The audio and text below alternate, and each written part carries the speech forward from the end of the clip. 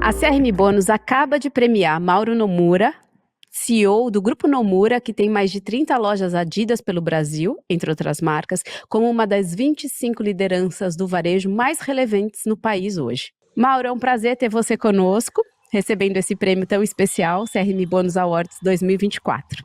Queria saber de você, considerando o sucesso, o êxito, né, do Grupo Nomura dentro da jornada do cliente, quais os principais desafios que um grupo grande como o seu enfrenta ainda hoje dentro dessa jornada, né, de atração, retenção, fidelização e conversão do cliente? Eu acho que o nosso desafio não é muito diferente de um varejista físico comum, mas na verdade eu acho que ele consiste um pouco no conceito de que o novo varejo ele mudou bastante, né? Porque, ao meu ver, como é que antes era o antigo varejo? O antigo varejo a gente escolhia um determinado local onde tivesse tráfego, a gente pensava muito num produto que gerasse valor para o cliente querer vir até a gente. Então o varejista ele se preocupava em escolher o local, fazer o plano, o projeto arquitetônico do estabelecimento e montar o time, né, com assortimento. E aí a gente era muito passivo, então a gente cruzava o braço e esperava o cliente chegar.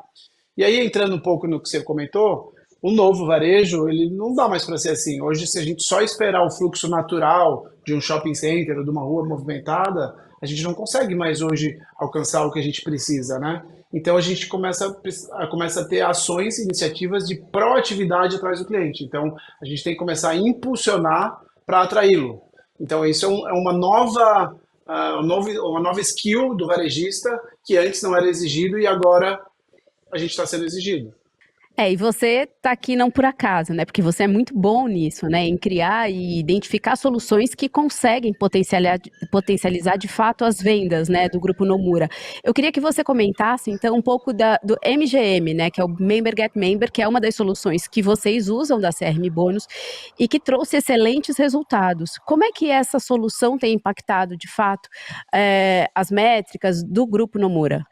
Então, eu acredito muito que a tecnologia ela precisa ser executada. E principalmente nessa categoria do Member Get Member, ela ainda é mais alta a capacidade de execução.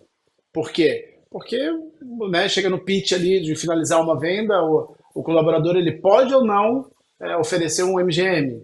Então eu acredito sempre no modelo que se você dividir parte de sucesso, criar variáveis, criar estímulos para a tua equipe fazer sentido fazer aquilo ali, para fazer o pitch para o cliente, a gente acaba tendo mais sucesso. Mas confesso para você que isso é um ritual, né? É uma rotina, ritual, constância, frequência, movimento, para a gente conseguir implantar. A gente consegue isso em todas? Não. Na média, eu acredito que a gente tem uma média boa, mas tem lojas que se destacam muito e lojas que se destacam muito pouco. Então, aí eu vejo a quantidade de oportunidade que a gente tem de melhoria, quando a gente identifica o número, porque a gente não está projetando algo que não existe, né? Se a gente já está vendo num ponto de venda que existe aquele indicador, quer dizer que é totalmente possível para outros. Então, eu acho o Member Get Member a forma, digamos assim, de tecnologia que sempre aconteceu na área de vendas, que é o quê? Da indicação. Então, é utilizar a tecnologia para a gente ter certo controle, para a gente impulsionar essa indicação.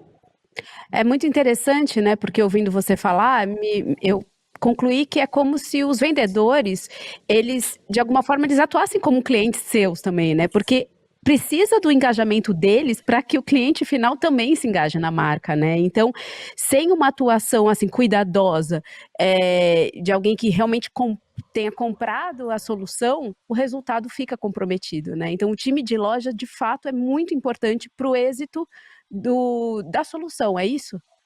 Um dos nossos valores, né, característica do Grupo Nomura é obcecado pela linha de frente. Então, essa obsessão pela linha de frente, ela é muito pautada nesse nível de engajamento do time.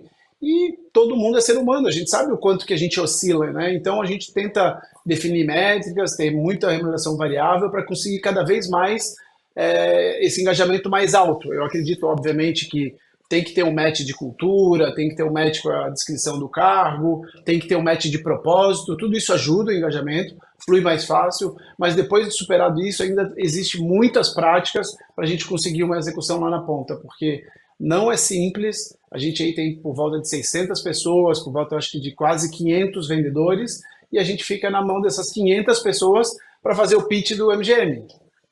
Exatamente. Eu queria que você falasse um pouco, então, de um tema que tem sido frequente nas suas palestras, nas suas falas, sobre o novo vendedor.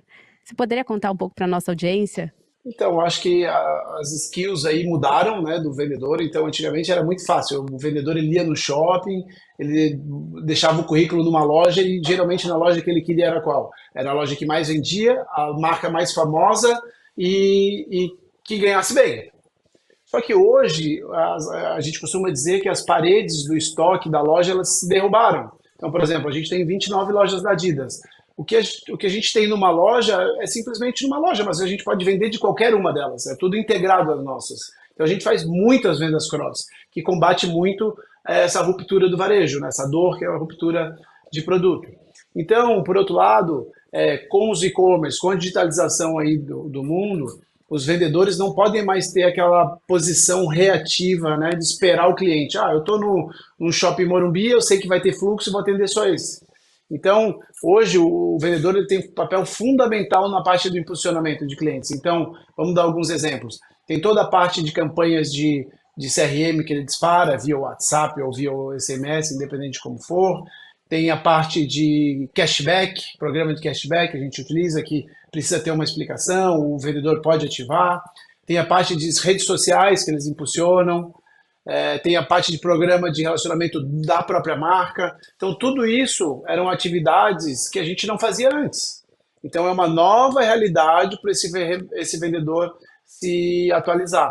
E aí eu costumo dizer que esse share digital, que hoje é cada vez mais relevante para eles, ou esse impulsionamento que ele faz, cada dia que passa, está mais difícil de aquele vendedor que é bom só passivo de porta, que a gente fala de porta, é aquele que espera o cliente chegar, está cada dia mais difícil esse cara bater meta.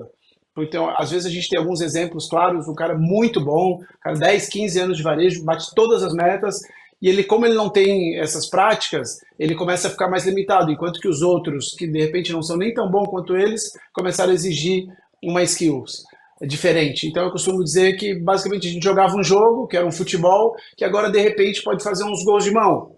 Pô, o cara que não faz gol de mão, ele está limitado, né? Então agora mudou um pouco a regra, mais ou menos por aí. Muito bom. É sempre um prazer aprender com você, ouvir você. Então, tenho certeza que a nossa audiência está gostando muito do papo. Foi um prazer, Mauro. Obrigado a vocês. Muito sucesso e muitos anos pela frente para a CRM Bônus.